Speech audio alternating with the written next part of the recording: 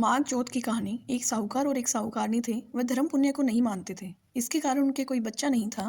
एक दिन साहूकारनी पड़ोसी के घर गई। उस दिन सकट चौथ था। वहाँ पड़ोसन सकट चौथ की पूजा करके कहानी सुना रही थी। साहूकारनी ने पड़ोसन से पूछा, तुम क्या कर रही हो? तब पड़ोसन बोली कि आज चौथ का व्रत है, इसलिए कहानी सुना रही हूँ। तब साहूकारनी बोली, चौथ के व्रत करने से क्या होता है? तब पड़ोसन बोली, इसे करने से अन्न धन सुहाग पुत्र सब मिलता है।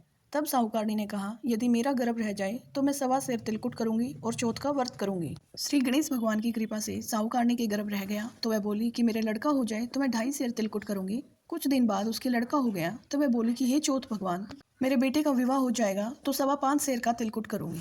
कुछ वर्षों बाद उसके बेटे का विवाह तय हो गया और उसके बेटा विवाह करने चला गया, लेकिन उस साहूकारनी ने तिलकुट नहीं किया। इस कारण से चौथ देव क्रोधित हो गए। उन्होंने फेरों से उसके बेटे को उठाकर पीपल के पेड़ पर बैठा दिया।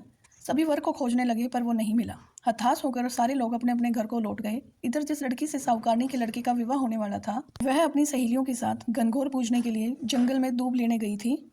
तभी रास्ते में पीपल के पेड़ से आवाज आई, ओ मेरी अर्ध ब्याही।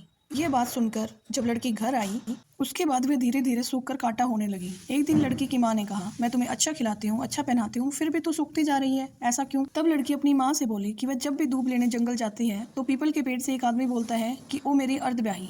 उसने मेहंदी लगा रखी है, सेहरा भी बांध रखा है। तब उसकी माँ ने पीपल के पेड़ के पास जाकर देखा, यह तो उसका जमाई ही है। तब उसकी माँ ने जमाई से कहा, यहाँ क्यों बैठे हो? मेरी बेटी तो अर्ध ब्याही कर दी, अब और क्या लोगे? साहूकारनी का बेटा बोला, मेरी माँ ने चौथ का तिलकुट बोला था लेकिन नहीं किया, इसलिए चौथ माता ने नाराज होकर यहाँ बैठा दिया। यह सुनकर उस लड़की की माँ साहूकारनी के घर गई और उससे पूछा कि तुमने सकट चौथ का कुछ बोला है क्या? तब साहूकारनी बोली, तिलकुट बोला था। उसके बाद साहूकारनी बोली, मेरा बेटा घर आ जाए तो 2.5 मन का तिलकुट करूंगी।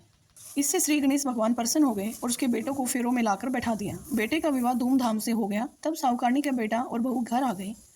तब साहूकारनी ने 2.5 मन तिलकुट किया और बोली, हे चौथ देव, आपके आशीर्वाद से मेरा बेटा बहू घर आई है, जिससे मैं हमेशा तिलकुट करके करके व्रत करूंगी। इसके बाद सारे नगरवासियों ने तिलकुट के साथ सकट चौथ व्रत करना प्रारंभ किया।